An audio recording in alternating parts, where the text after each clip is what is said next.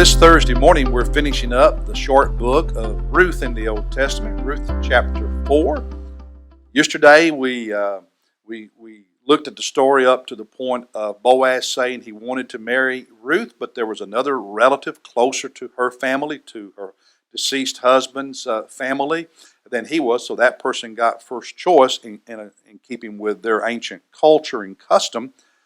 And that Naomi had said to Ruth, hey, listen, Boaz is going to settle this today, so either he or this other relative is going to marry you. Well, Boaz got to work. That very day, he goes out to the city gate. Now, the city gate was near the entrance of these towns or cities, and it was think of it like a city square, but rather than being in the middle, it was at the entrance, and that's where in Israel courts were held, public debates were held, a lot of business transactions took place, so it was a very busy place.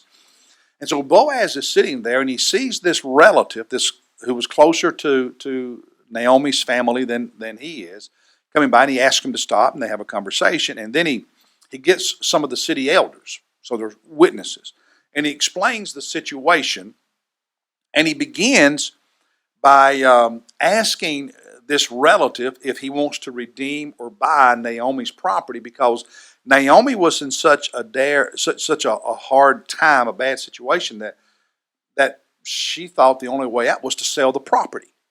And the money she would make from that, they would live on for a while. So she was going to sell her husband's, her family property. And initially this man's really excited and says, yes, I'll buy it. And then Boaz explains that if you redeem or buy the property, you must also redeem or marry Ruth, who was the wife of Naomi's son, who actually owned the property after his dad had died and his other brother had died, so it had fallen to him, but now he's dead. And so when you redeem the property, you must also redeem his wife, marry Ruth. And Boaz explains to him that according to their tradition, any son born to Ruth would then own the property, so in the long term, this relative would lose his investment.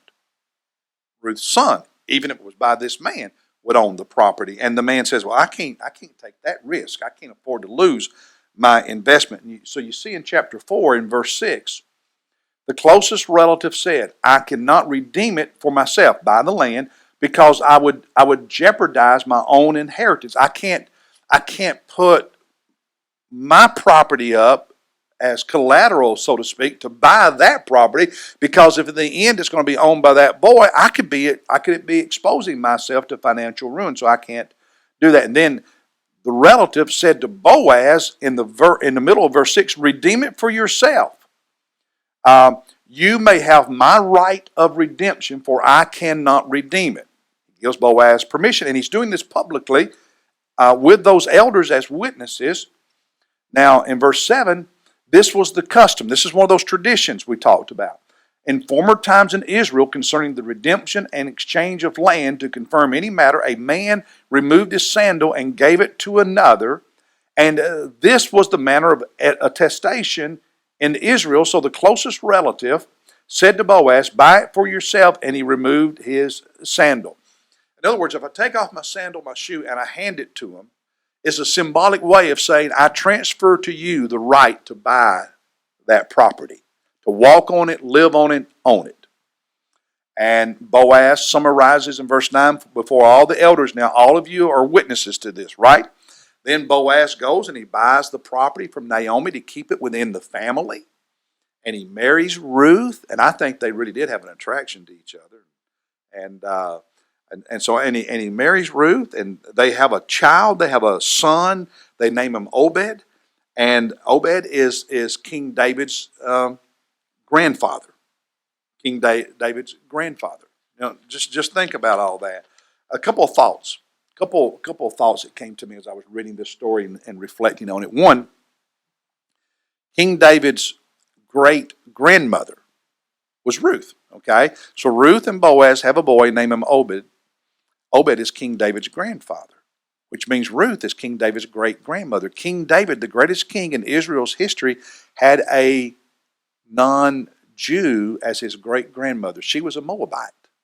She was from the nation, the people of Moab. the Moabites were descendants of one of Lot's sons. She wasn't Jewish. And her people in Moab did not worship the God of Israel. So think about this. King David, this great king, his great grandmother was a Gentile. God can redeem and use anyone, no matter their background, no matter their social status, no matter their nationality, their ethnicity, no matter their religious background. God can redeem and change and use anyone. Listen to this, each and every person we encounter is a potential servant and disciple of Jesus Christ. And you and I should not use any person's ethnicity, any person's nationality, any person's background, any person's education level, any person's social status as a reason to think they are less, because they're not. And Ruth is an example of that. King David's great-grandmother. Second thing that jumped out at me. Naomi. You remember in chapter 1, she and her husband had moved from Bethlehem in Judea to Moab because of famine, severe famine and drought.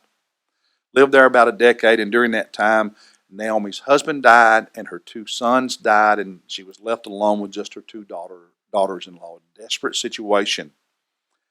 And in chapter 1, near the end of it, she blamed God.